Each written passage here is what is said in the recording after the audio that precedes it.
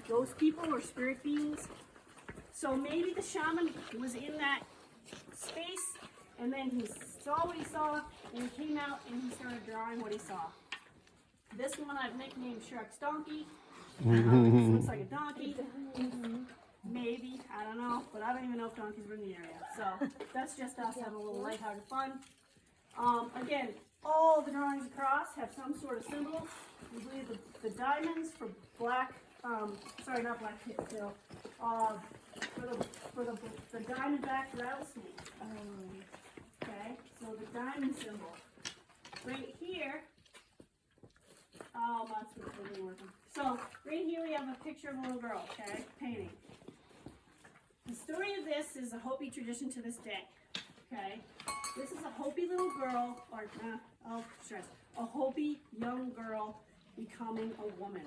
She has hit her cycle. She is now in a place where it's kind of like Sweet 16 celebration. They have this huge gathering. They put up their hair like Princess Leia. Basically, it's a 1,000-year-old Match.com. Okay? And she's updated her wall.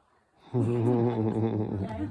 Once she gets married, the hair comes down. They wear it differently. Okay? Super awesome. Super cool story. Still a Hopi tradition. We get to this space. One of my favorite spaces up here. You guys can mill around all the way up here because some of the things I point out, you're going to need a good view of it. I'll kind of tuck in here. So the Yavapai people came here after the dwellings were already empty. They had their own dwellings. They weren't as solid as cliff dwellings or a pit house. So it's harder to find their dwelling, the evidence of their dwellings, because they were more like dirt with surrounding rock. So the Yavapai spent some time here in the same valley later in. They left a agave roasting pit. Some of their traditions of what Native Americans do, and this is across the board, is they will leave a food offering to the ancestors. So there's agave still in this pit. They roasted it, and then those Yavapai people also left the area. There is another roasting pit area that's a part of this tour when we can do an extended tour, okay? That's a bigger roasting pit that the Hopi people, the ancestors of the Hopi people did themselves. I love the fact that the scientists are like mind blown that they don't understand why they left the agave. Why did they leave the agave and not eat it?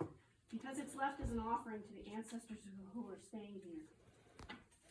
So think about they lit a fire, they heated up the back wall, and now that I've taught you about what a pictograph is and what makes it, the fat's softened, cooled, the soot went across, and it dried black. So now we have black pictographs that were previously white. Yeah, all right, I have a little fade. So this right here, the circle of animals, does everybody see it? Mm-hmm. That is a Hopi story of Mother Nature giving birth to the animals in the other world or other dimension. So Mother Nature, the woman in a birthing position, circle of animals, and then to her side is a spirit god, spirit being. They have those 4 little marks over the head, disconnected from the head. That signifies spirit or energy. So there's a spirit dude, Mother Nature, and that's them. That story of them giving birth to the animals. Now again, everything is about perspective. You might have someone within the Hopi that come and tell that story differently. So just keep that in mind. One of my favorite features here is the natural occurring eagle head. Wish I could use my laser, but it's center wall, just off of this hole to the left. Okay, it's a big side profile of an eagle. It's a naturally occurring incident or whatever. Because of the soot, adding contrast, there's now an eagle face on the wall. Okay, does everyone see it? I have a vivid imagination. I also see a giant feather coming off the back. Oh yeah. Okay, that giant feather down symbolizes peace. a feather in the hair up symbolizes that war. Kind of like our military uniforms, the flag at time of war is placed backwards on the sleeve. Okay, so that's a pretty cool symbol right there. Think of the Yavapai people the next day they're about to exit. They've left an offering to the ancestors, and then they give an eagle sign or symbol of a spirit message. The eagle is the highest spirit animal because it can fly to the heavens and take their prayers there. So I think that's pretty neat.